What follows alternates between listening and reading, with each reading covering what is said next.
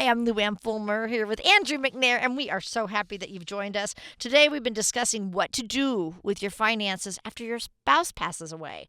And it's something that you don't really want to think about, but you really need to think about it. And Andrew, it is unlikely that both of you are going to pass away at the same time. How do you help people ensure that their spouse will have enough money to live on?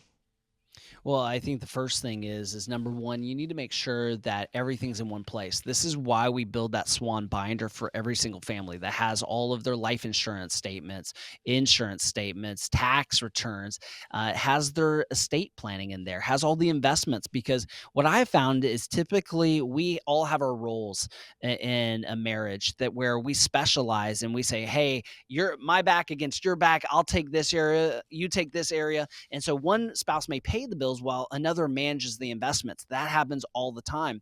And when that person that manages the investment passes away, that leaves the remaining spouse trying to figure it out everything. And so the first step that you can make it easy for them is to have that Swan binder in place. The second is one of my pet peeves. It's one of those where I'll jump on my soapbox and talk about a financial plan. You'd be shocked how many families I sit down with every year that have statements, they have portfolios, but they do not have a written down financial plan. That's like going to build a house and saying, who needs a blueprint? We'll just go every week with a new strategy. No way. And the problem with not having a blueprint, not having a financial plan, is the trades can't speak very well to each other. They can't speak the same language, and so the estate planning attorney is not speaking well with the CPA, and the CPA is not talking to the financial advisor correctly.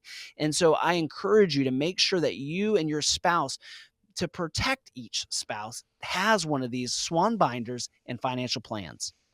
All right. So, what I want to talk about now is how our income situation might change if something happens to our spouse.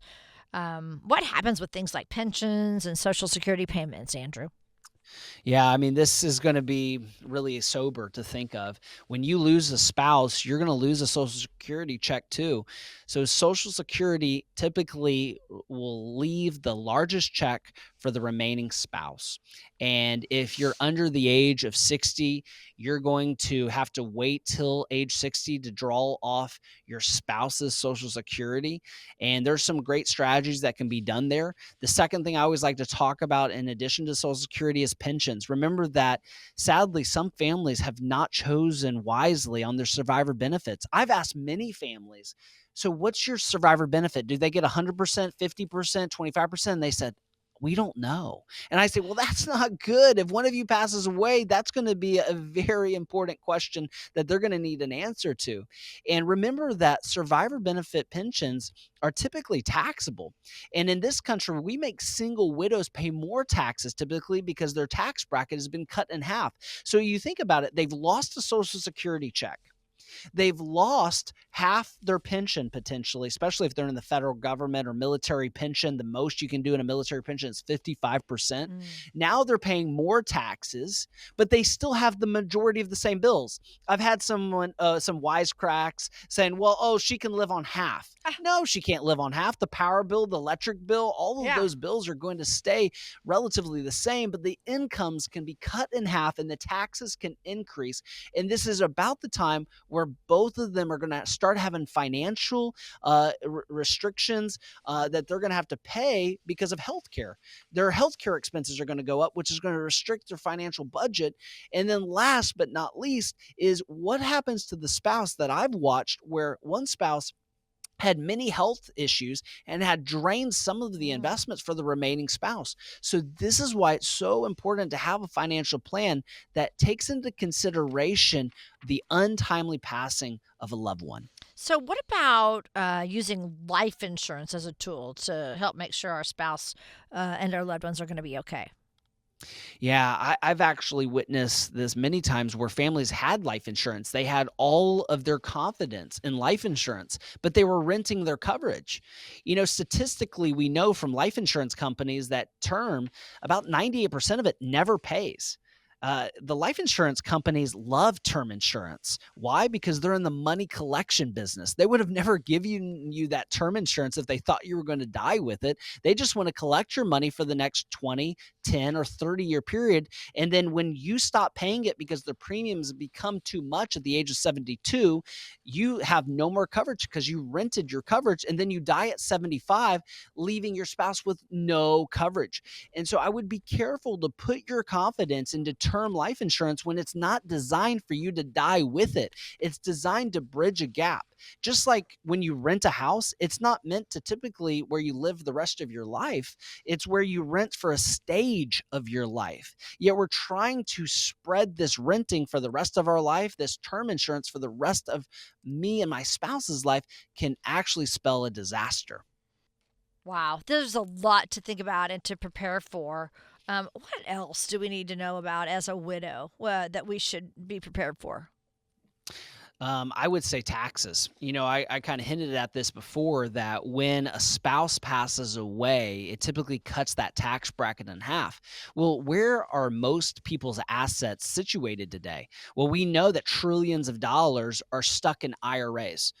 401ks, 403bs, 457s, TSBs, TSAs, none of these accounts that I just labeled are actually been taxed. Most of them are just traditional 401ks that have never been taxed. They're frozen income. So picture this, when a spouse passes away, they haven't been taking any money from this account. So it's been accumulating. This tax tumor has been accumulating. Mm. And when that spouse passes away and they're needing to draw income from their 401k and IRA, or they're forced to, called an RMD, a required minimum distribution, that leaves that spouse finally paying taxes on those funds, but they've never been taxed. So now they're paying more taxes at a higher tax rate. So, what can you do? If you and your spouse are both living, this is the best time to start doing Roth conversions, to start shifting taxable accounts to tax free accounts. I've worked with a lot of families who have been retired for 5 years, but they're still doing some part time work. If you have earned income, any wages, you can be siphoning some of your CDs and your checking accounts and your money markets to a Roth IRA as long as you have earned income. So, for example, if you and your spouse have $200,000 in taxable money markets or CDs, but you make $10,000 by working at Lowe's, that's great that you're working part time. Let's take that $10,000, put $8,000 into her Roth IRA and $2,000 into your Roth IRA, and you're in essence washing your taxable money Mm. and making it tax free for that surviving widow that's left with more bills, less income because of taxes, and now she has less income because of survivor benefit pensions that have been dropped in half. And Wow. so there's good planning that can be done to protect your spouse now before something ever happens. Right. God, that's great. You mentioned those RMDs, and I have a question for you on that. If, like you said, that one person, if they just had all their money in their 401k, do you take RMDs from 401ks too? It's Yeah, 401k. I'm glad you asked this. Actually, one of my last visits, I had to explain to them that because they have 457s, 403bs, and IRAs, they have to take three unique RMDs Okay. because you can actually what we call aggregate an IRA. So if you have 10 IRAs, you can actually just add up the balances and take the RMD off one of the IRA or take off the 10 IRAs. But Okay. if you have a 457, a 403b, and an IRA, you have three distinct RMDs.